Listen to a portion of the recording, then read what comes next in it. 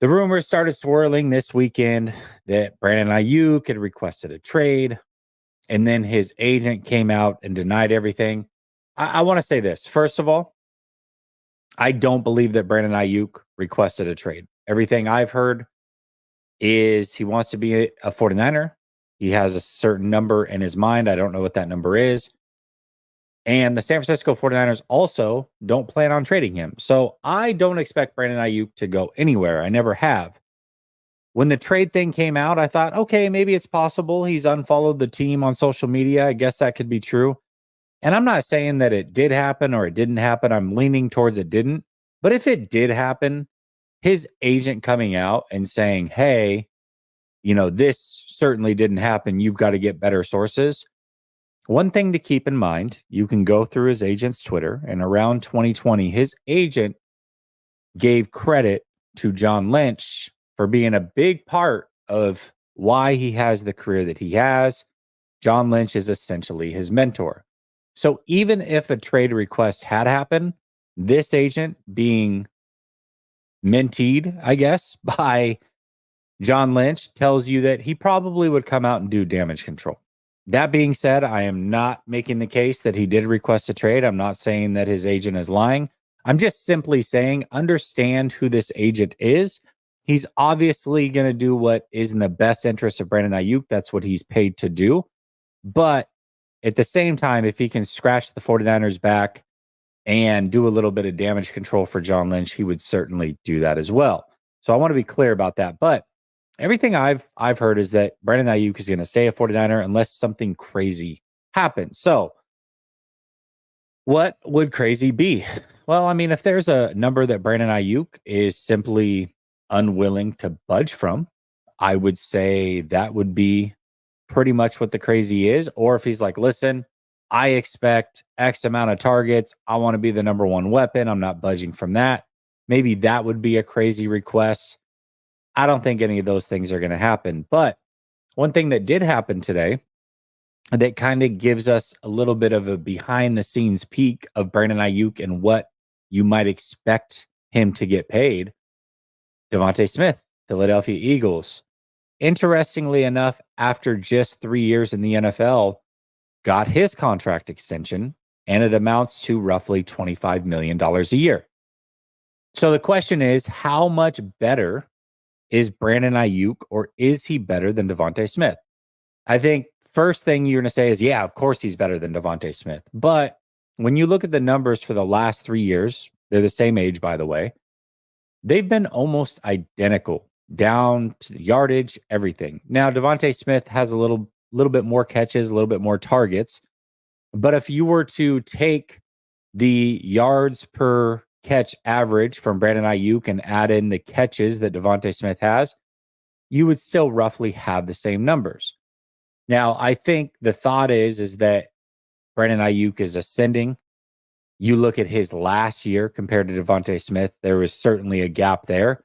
And if Devontae Smith is kind of staying flat or slightly getting better, and Brandon Aiyuk is on this trajectory of getting way better, then obviously in a year or two, Brandon Aiyuk is going to be clearly better than Devontae Smith. Now, Brandon Aiyuk also doesn't benefit from A.J. Brown being on the other side, but he does benefit from some good players. CMC, Deebo Samuel, George Kittle.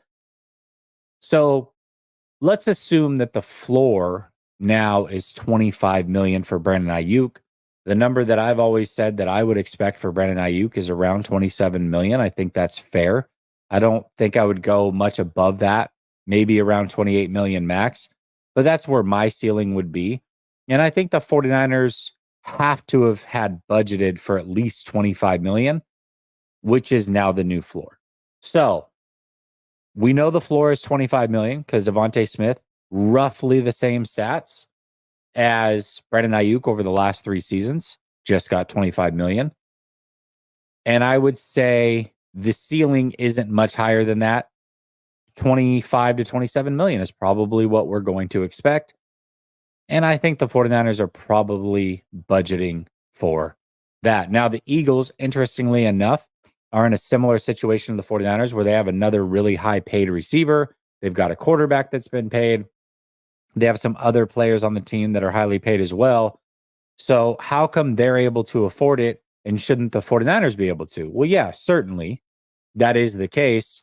But much like the San Francisco 49ers, they don't really have to make a decision for another year or two based off of the way that those contracts are worked. So the 49ers signing Brandon Aiyuk this year is not the issue.